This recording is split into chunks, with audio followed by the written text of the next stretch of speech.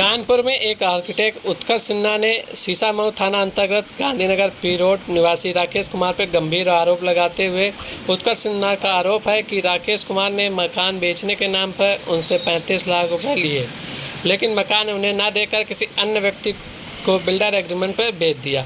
उत्कर्ष सिन्हा ने बताया कि जब उन्होंने मकान की लिखा पढ़ी की बात की तो राकेश कुमार ने टालमटोल करते हुए मना कर दिया। इसके बाद उत्कर्ष सिन्हा ने न्यायालय की सहायता ली और राकेश कुमार के खिलाफ मुकदमा दर्ज कराया। उत्कर्ष सिन्हा और उनके अधिवक्ता विश्वजीत ने अपने प्रतिष्ठान पर एक प्रेस वार्ता का आयोजन किया, जिसमें उन्होंने कानपुर विकास प्राधिकरण के जिम्मेदार अधिकारियों पर गंभीर आरोप लगाए। उत्कर्ष का कहना है कि वह कल्याणपुर विवाह गार्डन सिद्धार्थनगर IIT के निवासी हैं और पेशे से एक आर्किटेक्ट है। उनकी मुलाकात राकेश कुमार से हुई, जिसने गांधीनगर पी रोड 108/17 को मकान खाली कराने के लिए उनसे 35 लाख रुपए लिए और खाली होने के बाद मकान उत्कर्ष सिन्हा को बेचने का वादा किया, लेकिन बाद में मकान किसी और व्यक्ति को बेच दिया। सुनिए उत्कर्ष सिन्हा का क्या है। क्या बताना चाहिए, किस तरह का फ्रॉड हुआ है और कितने का हुआ है? देखिए, ये अगर इसको संक्षेप में बताएं तो एक मेरे यहाँ प्रॉपर्टी डीलर थे राहुल शर्मा जी। उन्होंने एक प्रॉपर्टी के संदर्भ में मुझसे बात की और कहा कि इसमें कुछ किराएदार हैं और जो मालिक हैं वो आपसे मिलना चाहते हैं। तो जो मालिक हैं श्री राकेश जी, वो मेरे से मिले। उन्होंने कहा कि इन किराएदारों को यहाँ से हटाना है और फिर यहाँ पे निर्माण कराना है। चूँकि आप इस काम को करते हैं, आप आर्किटेक्ट हैं, बिल्डर हैं, आप ये काम करें। तो उन्होंने जिन जिन लोगों को पैसे देने को कहा, मैंने पैसे दे दिए और एक विश्वास पे सारी चीज़ें हो गई। लगभग 35 लाख रुपए मैंने 2 किराएदारों को और उनके कुछ रिश्तेदार थे उन सबको दिए गए, जिसकी सारी प्रमाण मेरे पास हैं। एक वीडियो प्रमाण है और उसके अलावा जो है कुछ नंबर 1 का पैसा भी दिया गया, वो सारा बैंक अकाउंट से डिडक्ट हुआ, उनके अकाउंट में गया, उसकी पूरी डिटेल मेरे पास है। इसके बाद कुछ समय तक ये प्रॉपर्टी ऐसी पड़ी रही। एकाएक इसमें मुझे ऐसी जानकारी मिली कि इस पर बिल्डर्स एग्रीमेंट हो गया है। श्री राकेश जी जो मुझसे मिले थे और मेरे ही पैसे को लेके उन्होंने किराएदारों को हटाया था, उन्होंने राहुल शर्मा को साथ में लेकर और 1-2 लोगों को शामिल करके इस पे बिल्डर्स एग्रीमेंट कर लिया, बिना मेरी जानकारी के। जब मैंने इस पे ऑब्जेक्शन किया तो उस पर कोई कार्रवाई नहीं हुई।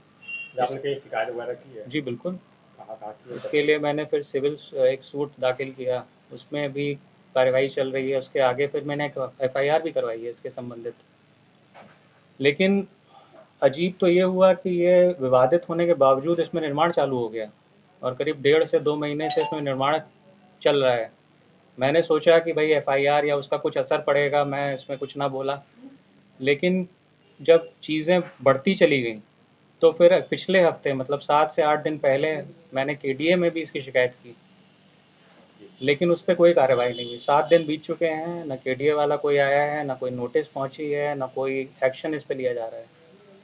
तो मेरा अनुरोध है कि इस पे KDA और जो भी इससे संबंधित लोग हैं इस पे थोड़ा ध्यान दें। और जिस तरह से मेरे साथ एक स्पष्ट रूप से जो धोखाधड़ी हुई है, पैसे मेरे से लेके काम दूसरे से कराना, तो इस पे कुछ एक्शन लिया जाए। निर्माण भी अवैध है, चूँकि मैं खुद आर्किटेक्ट हूँ, मैं जानता हूँ। नक्शा कुछ और पास हुआ है, निर्माण कुछ और हो रहा है। निर्माण में जी निर्माण कार्य चल रहा है? बिल्कुल चल रहा है। दूसरी छत पड़ चुकी है, 2 छतें पड़ चुकी हैं, 100% ग्राउंड कवरेज है। सड़क 100 नहीं 110% है, सड़क पे निकला हुआ है छज्जा, मटेरियल सड़क पे पड़ा है। उसकी वजह से और समस्याएं पैदा हो रही हैं। अभी बारिश हुई, मैंने देखा वहाँ पानी पूरा भरा हुआ है। तो हर प्रकार से ये लोग उल्लंघन कर रहे हैं नियमों का। इसमें जो बिल्डिंग बनती है उसमें 60% कवरेज हो रही होता है, 40% ओपन हो रही है। जी बिल्कुल बिल्कुल। भाई मैं चूँकि खुद इस काम को कराता हूँ तो इसमें 50-60% 70% इतना ही ग्राउंड कवरेज होता है। तो आगे कुछ ना कुछ सेटबैक छोड़ना पड़ता है, जो कि वहाँ नहीं छोड़ा गया है। इनफैक्ट वहाँ पे सड़क के ऊपर छज्जा निकाला गया है, जो एकदम सरासर गलत है।